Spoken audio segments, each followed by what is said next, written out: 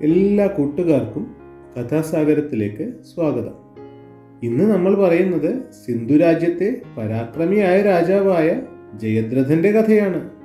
ഹസ്തിനപുര സ്ഥാപകൻ ഹസ്തിയുടെ ചെറുമകനായ ബൃഹദിഷുവിന്റെ പരമ്പരയിൽ ജനിച്ച പരാക്രമിയായ രാജാവായിരുന്നു ജയദ്രഥൻ. പിതാവായ ബൃഹൽകായൻ വളരെ നാൾ വ്രതമനുഷ്ഠിച്ച് ജനിച്ച പുത്രനാണ് ജയദ്രഥൻ. ജയദ്രഥന്റെ ജനന സമയത്ത് ആകാശത്ത് നിന്ന് ഒരു അശരീരിവാക്യമുണ്ടായി. ഈ ശിശു സുപ്രസിദ്ധനായ ഒരു രാജാവായിത്തീരും. ഇവന്റെ തല ഭൂമിയിൽ ആര് പതിപ്പിക്കുന്നുവോ അയാളുടെ തല ക്ഷണനേരത്തിനുള്ളിൽ 100 പൊട്ടിത്തെറിച്ചു പോകും. ഈ അശരീരി കേട്ട് സന്തുഷ്ടനായ അച്ഛൻ പുത്രനെ ബാല്യത്തിൽ തന്നെ രാജാവാക്കിയ ശേഷം സ്യമന്തപഞ്ചകത്തിൽ തപസ്സിനു പോയി. ഹസ്തിനപുര രാജകുമാരിയും ദുര്യോധനന്റെ സഹോദരിയുമായിരുന്ന ദുശ്ശളയെയായിരുന്നു ജയദ്രഥൻ വിവാഹം കഴിച്ചത്. പാഞ്ചാലി സ്വയംവരത്തിൽ പങ്കെടുത്തുവെങ്കിലും പാഞ്ചാലിയെ വിവാഹം കഴിക്കാൻ സാധിക്കാതിരുന്നതുകൊണ്ട് പാണ്ഡവരോട് ഒരു വിദ്വേഷം ജയദ്രഥന് പണ്ട് മുതലേ ഉണ്ടായിരുന്നു. പാണ്ഡവരുടെ വനവാസ സമയത്ത് ജയദ്രഥൻ തൻ്റെ സുഹൃത്തും ത്രികർത്ത രാജാവുമായ കോടികാസ്യനെ ഒരു ദൂതനായി പാഞ്ചാലിയുടെ അടുക്കലേക്ക് അയച്ചു. പാണ്ഡവരില്ലാത്ത സമയത്ത് പാഞ്ചാലിയുടെ അടുത്തെത്തിയ കോടികാസ്യൻ ജയദ്രഥന്റെ ഗുണങ്ങൾ വർണ്ണിച്ച് കേൾപ്പിക്കുകയും പാണ്ഡവരെ വിട്ട് ജയദ്രഥനെ ഭർത്താവായി സ്വീകരിക്കണമെന്ന് അഭ്യർത്ഥിക്കുകയും ചെയ്തു. പക്ഷേ പാഞ്ചാലി ആ അഭ്യർത്ഥന നിരസിക്കുകയാണുണ്ടായത്. കോടികാസ്യൻ തിരികെ ചെന്ന് ജയദ്രഥനോട് എല്ലാ വിവരങ്ങളും പറഞ്ഞു. കോപിഷ്ഠനായ ജയദ്രഥൻ ഉടൻ തന്നെ തേരിൽ കയറി പാഞ്ചാലിയുടെ സമീപം ചെന്ന് പല അനുനയവാക്കുകളും പറഞ്ഞു നോക്കി.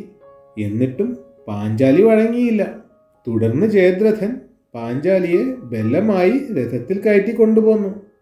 പാണ്ഡവരുടെ പുരോഹിതനായ ധൗമ്യൻ കണ്ണുനീരോടുകൂടി അവരെ അനുഗമിച്ചെങ്കിലും അദ്ദേഹത്തിനൊന്നും ചെയ്യാൻ കഴിഞ്ഞില്ല.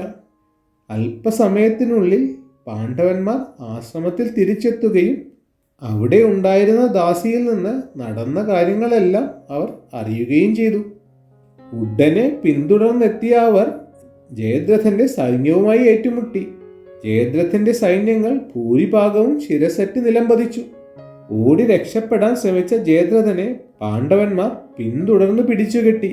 ഭീമസേനൻ അയാളുടെ തലയിൽ 5 മുടികൾ മാത്രം നിർത്തി ക്ഷൗരം ചെയ്ത് അയാളെ അപമാനിച്ചു വിട്ടു. തുടർന്ന് ജയദ്രഥനെ തടവുകാരനായി പിടിച്ച് ധർമ്മപുത്രരുടെ അടുക്കൽ കൊണ്ടുവന്നു.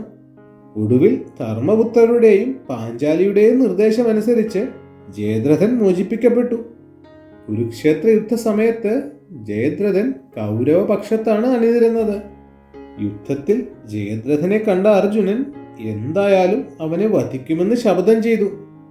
ഈ സമയം ശ്രീകൃഷ്ണൻ അർജുനന്റെ അടുക്കൽ വന്ന് പ്രകാരം പറഞ്ഞു: അല്ലയോ അർജുന, ജയദ്രഥന്റെ ജന്മസമയത്ത് ഒരു അശരീരി ഉണ്ടായിട്ടുണ്ട്. ഇവന്റെ തല ഭൂമിയിൽ വീഴ്ത്തുന്നവന്റെ ശിരസ് 100 പൊട്ടിത്തെറിച്ചു പോകും. അതിനാൽ ജയദ്രഥന്റെ തല അവന്റെ അച്ഛന്റെ മടിയിൽ വീഴത്തക്ക വിണ്ണം അസ്ത്രം പ്രയോഗിക്കണം. ഇത് കേട്ട അർജുനൻ ഒരു അസ്ത്രപ്രയോഗം കൊണ്ട് ജയദ്രഥന്റെ തല സ്യമന്തപഞ്ചകത്തിൽ തപസ് ചെയ്തുകൊണ്ടിരുന്ന അച്ഛന്റെ മടിയിൽ വീഴ്ത്തി. മടിയിൽ ശിരസ് വീണ ഉടനെ അച്ഛൻ ധ്യാനത്തിൽ നിന്നുണർന്ന് ചാടി എഴുന്നേൽക്കുകയും കുണ്ഠലങ്ങൾ അണിഞ്ഞ പുത്രശിരസ് ഭൂമിയിൽ പതിക്കുകയും ചെയ്തു.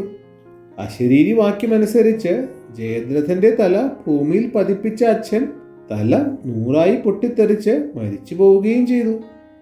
സിന്ധു രാജാവായ ജയദ്രഥന്റെ കഥ ഇവിടെ തീരുകയാണ്. മറ്റൊരു കഥയുമായി വീണ്ടും കാണാം.